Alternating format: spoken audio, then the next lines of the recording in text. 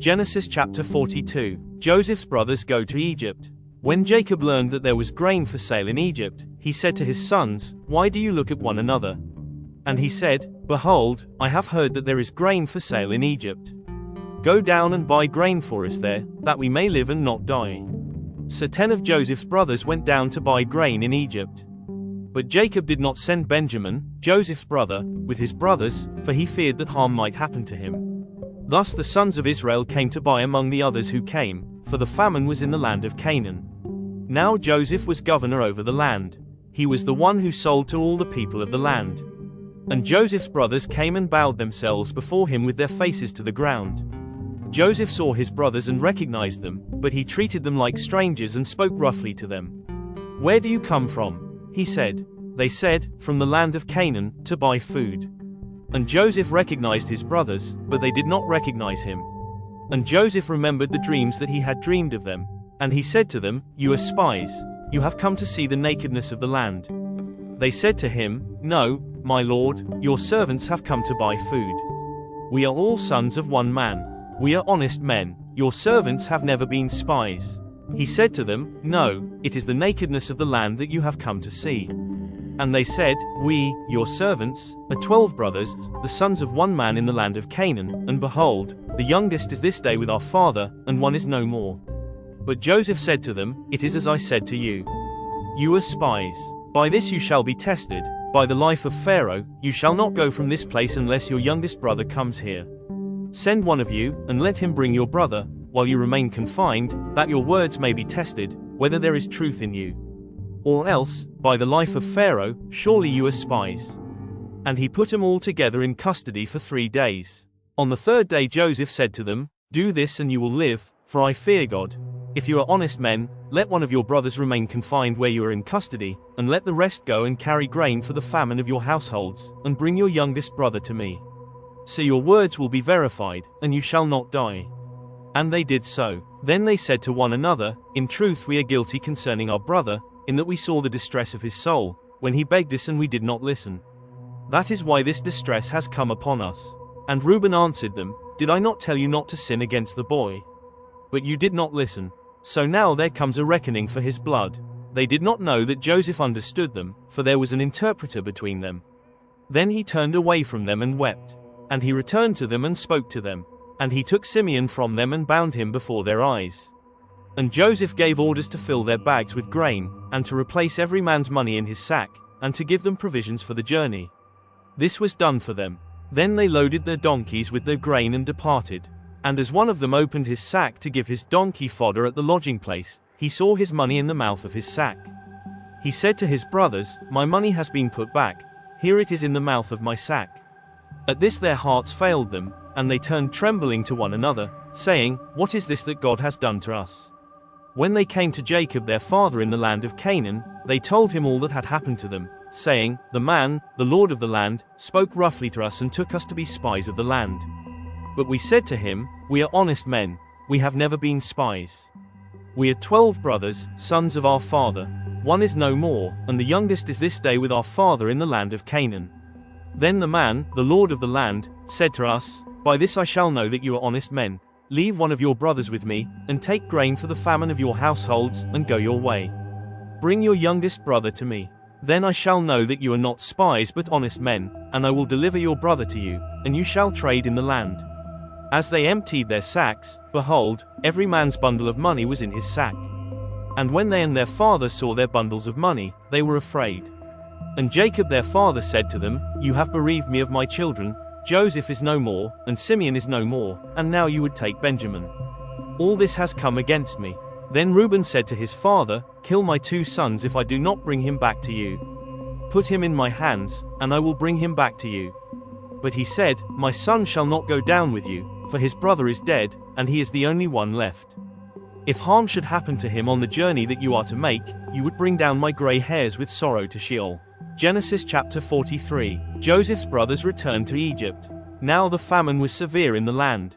And when they had eaten the grain that they had brought from Egypt, their father said to them, "Go again, buy us a little food." But Judah said to him, "The man solemnly warned us, saying, 'You shall not see my face unless your brother is with you.' If you will send our brother with us, we will go down and buy you food. But if you will not send him, we will not go down, for the man said to us, You shall not see my face, unless your brother is with you. Israel said, Why did you treat me so badly as to tell the man that you had another brother? They replied, The man questioned us carefully about ourselves and our kindred, saying, Is your father still alive? Do you have another brother? What we told him was in answer to these questions. Could we in any way know that he would say, Bring your brother down? And Judah said to Israel his father, Send the boy with me, and we will arise and go, that we may live and not die, both we and you and also our little ones. I will be a pledge of his safety. From my hand you shall require him. If I do not bring him back to you and set him before you, then let me bear the blame forever. If we had not delayed, we would now have returned twice. Then their father Israel said to them, If it must be so, then do this. Take some of the choice fruits of the land in your bags, and carry a present down to the man, a little balm and a little honey, gum, myrrh, pistachio nuts, and almonds. Take double the money with you. Carry back with you the money that was returned in the mouth of your sacks. Perhaps it was an oversight. Take also your brother, and arise, go again to the man. May God Almighty grant you mercy before the man, and may he send back your other brother and Benjamin. And as for me, if I am bereaved of my children, I am bereaved. So the men took this present, and they took double the money with them, and Benjamin. They arose and went down to Egypt and stood before Joseph. When Joseph saw Benjamin with them, he said to the steward of his house, Bring the men into the house, and slaughter an animal and make ready, for the men are to dine with me at noon. The man did as Joseph told him and brought the men to Joseph's house. And the men were afraid because they were brought to Joseph's house, and they said, It is because of the money, which was replaced in our sacks the first time, that we are brought in, so that he may assault us and fall upon us to make us servants and seize our donkeys. So they went up to the steward of Joseph's house and spoke with him at the door of the house, and said, Oh, my lord, we came down the first time to buy food. And when we came to the lodging place we opened our sacks, and there was each man's money in the mouth of his sack, our money in full weight. So we have brought it again with us, and we have brought other money down with us to buy food. We do not know who put our money in our sacks. He replied, Peace to you, do not be afraid. Your God and the God of your father has put treasure in your sacks for you. I received your money. Then he brought Simeon out to them. And when the man had brought the men into Joseph's house and given them water, and they had washed their feet, and when he had given the donkeys fodder, they prepared the present for Joseph's coming at noon, for they heard that they should eat bread there. When Joseph came home, they brought into the house to him the present that they had with them and bowed down to him to the ground. And he inquired about their welfare and said, Is your father well, the old man of whom you spoke? Is he still alive? They said, Your servant our father is well, he is still alive. And they bowed their heads and prostrated themselves. And he lifted up his eyes and saw his brother Benjamin, his mother's son, and said, Is this your youngest brother, of whom you spoke to me? God be gracious to you, my son. Then Joseph hurried out, for his compassion grew warm for his brother, and he sought a place to weep. And he entered his chamber and wept there. Then he washed his face and came out. And controlling himself he said, Serve the food. They served him by himself, and them by themselves, and the Egyptians who ate with him by themselves, because the Egyptians could not eat with the Hebrews, for that is an abomination to the Egyptians. And they sat before him, the firstborn according to his birthright and the youngest according to his youth. And the men looked at one another in amazement. Portions were taken to them from Joseph's table, but Benjamin's portion was 5 times as much as any of theirs. And they drank and were merry with him. Genesis chapter 44. Joseph tests his brothers. Then he commanded the steward of his house, Fill the men's sacks with food, as much as they can carry, and put each man's money in the mouth of his sack, and put my cup, the silver cup, in the mouth of the sack of the youngest, with his money for the grain. And he did as Joseph told him. As soon as the morning was light, the men were sent away with their donkeys. They had gone only a short distance from the city. Now Joseph said to his steward, Up, follow after the men, and when you overtake them, say to them, Why have you repaid evil for good? Is it not from this that my lord drinks, and by this that he practices divination? You have done evil in doing this. When he overtook them, he spoke to them these words. They said to him, Why does my lord speak such words as these? Far be it from your servants to do such a thing. Behold, the money that we found in the mouths of our sacks we brought back to you from the land of Canaan.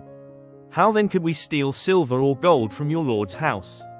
Whichever of your servants is found with it shall die, and we also will be my lord's servants. He said, Let it be as you say. He who is found with it shall be my servant, and the rest of you shall be innocent. Then each man quickly lowered his sack to the ground, and each man opened his sack. And he searched, beginning with the eldest and ending with the youngest. And the cup was found in Benjamin's sack. Then they tore their clothes, and every man loaded his donkey, and they returned to the city. When Judah and his brothers came to Joseph's house, he was still there. They fell before him to the ground. Joseph said to them, What deed is this that you have done? Do you not know that a man like me can indeed practice divination? And Judah said, What shall we say to my lord? What shall we speak? Or how can we clear ourselves? God has found out the guilt of your servants. Behold, we are my lord's servants, both we and he also in whose hand the cup has been found. But he said, Far be it from me that I should do so. Only the man in whose hand the cup was found shall be my servant. But as for you, go up in peace to your father. Genesis chapter 45, verses 1 through 15. Then Joseph could not control himself before all those who stood by him. He cried, Make everyone go out from me. So no one stayed with him when Joseph made himself known to his brothers. And he wept aloud, so that the Egyptians heard it, and the household of Pharaoh heard it. And Joseph said to his brothers, I am Joseph. Is my father still alive? But his brothers could not answer him, for they were dismayed at his presence. So Joseph said to his brothers, Come near to me, please. And they came near, and he said, I am your brother, Joseph, whom you sold into Egypt. And now do not be distressed or angry with yourselves because you sold me here, for God sent me before you to preserve life. For the famine has been in the land these 2 years, and there are yet 5 years in which there will be neither plowing nor harvest. And God sent me before you to preserve for you a remnant on earth, and to keep alive for you many survivors. So it was not you who sent me here, but God. He has made me a father to Pharaoh, and lord of all his house and ruler over all the land of Egypt. Hurry and go up to my father and say to him, Thus says your son Joseph, God has made me lord of all Egypt. Come down to me, do not tarry. You shall dwell in the land of Goshen, and you shall be near me, you and your children and your children's children, and your flocks, your herds, and all that you have. There I will provide for you, for there are yet 5 years of famine to come, so that you and your household, and all that you have, do not come to poverty. And now your eyes see, and the eyes of my brother Benjamin see, that it is my mouth that speaks to you. You must tell my father of all my honor in Egypt, and of all that you have seen. Hurry and bring my father down here. Then he fell upon his brother Benjamin's neck and wept, and Benjamin wept upon his neck. And he kissed all his brothers and wept upon them. After that his brothers talked with him.